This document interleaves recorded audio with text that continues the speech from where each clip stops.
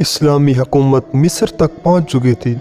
تاریخ اسلام میں جس قدر ترقی حضرت عمر فاروق کے دور میں ہوئی ممکن نہ تھی۔ اسلام عرب سے نکل کر عجم تک پہنچ چکا تھا۔ لشکر اسلام مختلف عجمی ممالک کے در پر دستک دے رہا تھا۔ ایران اور روم اس وقت کے دو بڑی طاقتیں تھیں۔ اسلام کے ہاتھوں فتح ہو چکی تھی۔ عدل و انصاف اپنی حدود کو پہنچ چکا تھا۔ مساوات کا یہ حال تھا کہ وہ جہاں پہنچ چکی تھی اس سے زیادہ ممکن تو ہو ہی نہیں سکتا۔ امیر المومنین کی شان و شوکت اور فتوحات اسلام سے باطل قوتیں پریشان تھیں، لیکن وہاں آسمانوں پر فیصلہ سنایا جا چکا تھا۔ خلافت عمر کا مقصد پورا ہو چکا تھا۔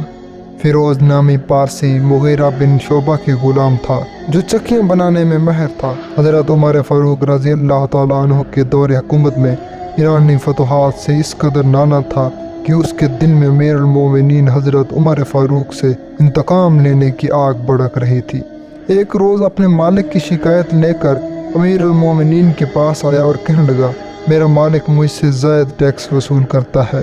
آپ نے دریافت کیا کتنا ٹیکس وصول کرتے؟ بتایا 2 درہم یومیہ۔ آپ نے فرمایا پھر تو تمہارے فن اور کاریگری کے لحاظ سے مناسب ہے، زیادہ نہیں ہے۔ اس کے بعد آپ نے فرمایا تم چکیاں بہت اچھی بناتے ہو، ایک چکی مجھے بنا کر دو۔ اس نے کہا آپ کے لیے ایسی چکی بنا کر دوں گا جس کی دھوم ساری دنیا میں ہوگی۔ اس کے جانے کے بعد آپ نے وہاں موجود صحابہ کرام سے فرمایا یہ شخص مجھے قتل کی دھمکی دے کر گیا ہے۔ صحابہ کرام نے عرض کی حکم کریں تو اس کو گرفتار کر لیں۔ آپ کا عدل دیکھیے۔ فرمایا اس نے مجھے دھمکی ضرور دی ہے مگر اقدام نہیں لیا، تعزیر نہیں لگائی جا سکتی۔ سن 23 ہجری میں ایک دن آپ حسب معمول فجر کی نماز کے لیے مسجد میں تشریف لائے اور نماز شروع فرمائی۔ ابھی تکبیر تحریمہ ہی کہی تھی کہ وہی فیروز نامی شخص مسجد کے محراب میں چھپا ہوا تھا۔ اس نے آپ کے شکم میں زہر آلود خنجر کے 3 وار کیے جس سے آپ کو کافی گہرے زخم ملے۔ آپ رضی اللہ عنہ گرے تو مصلی امامت حضرت عبد الرحمن بن عوف کے سپرد کیا۔ خود اشاروں سے نماز مکمل فرمائی۔ نماز کے بعد پہلا سوال تھا کہ میرا قاتل کون ہے؟ صحابہ نے عرض کی امیر المومنین یہ کافر ہے۔ آپ نے بلند آواز میں کہا الحمدللہ، گویا آپ کو معلوم ہو گیا کہ آپ کی شہادت کا وقت قریب آ گیا ہے۔ حکیم بلایا گیا، اس نے دوائیں دی مگر زخموں کے راستے باہر آتی گئی۔ آپ کو یقین ہو گیا کہ میری شہادت کا ٹائم آ گیا ہے۔ چنانچہ اپنے بیٹے عبداللہ بن عمر کو بلایا اور فرمایا اماں عائشہ کے پاس جاؤ، جا کر میرا سلام کہنا، اور درخواست پیش کی عمر کو حضرت محمد صلی اللہ علیہ وسلم کے پہلو میں جگہ چاہیے۔ حضرت عبداللہ بن عمر حضرت عائشہ کے پاس گئے اور ان سے درخواست کی۔ اماں عائشہ نے روتے ہوئے کہا یہ جگہ بہت قیمتی ہے، کوئی اور ہوتا تو میں شاید انکار کر دیتی۔ حضرت عمر فاروق کو کیسے انکار کروں جنہوں نے ایسے مشکل وقت میں میرا ساتھ دیا جب سبھی میرا ساتھ چھوڑ گئے تھے۔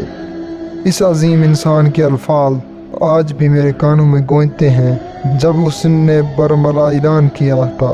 حضرت عبداللہ بن عمر واپس آئے اور آپ نے فرمایا مجھے اٹھا کر بیٹھاؤ۔ اماں عائشہ کا جواب لیٹ کر سننا بے ادبی اور گستاخی میں ہے۔ آپ کے بیٹے نے خوشخبری سنائی تو آنکھوں میں آنسو آ گئے، سجدہ شکر ادا کیا اور حاضرین محفل کو ایک بار پھر وصیت کی کہ جب میرا انتقال ہو جائے تو میرے کان سننا بند کر دیں، میری زبان بولنا چھوڑ دے، میرے پاؤں چلنا سے عاجز ہو جائے، میرا جسم کفن میں لپٹ جائے اور میری میت حضرت عائشہ کے حجرے کے دروازے پر رکھ دی جائے تو میرے چہرے سے کفن ہٹا کر ایک مرتبہ پھر اماں عائشہ سے روضہ اقدس میں تدفین کی اجازت طلب کرنا۔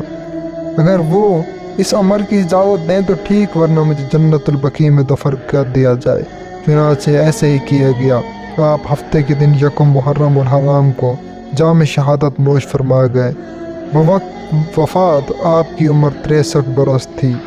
حضرت صہیب رضی اللہ تعالیٰ عنہ نے آپ کی نماز جنازہ پڑھائی اور اماں عائشہ کی اجازت سے روضہ مبارک ہی کے اندر حضرت ابوبکر کے پہلو میں مدفون ہیں۔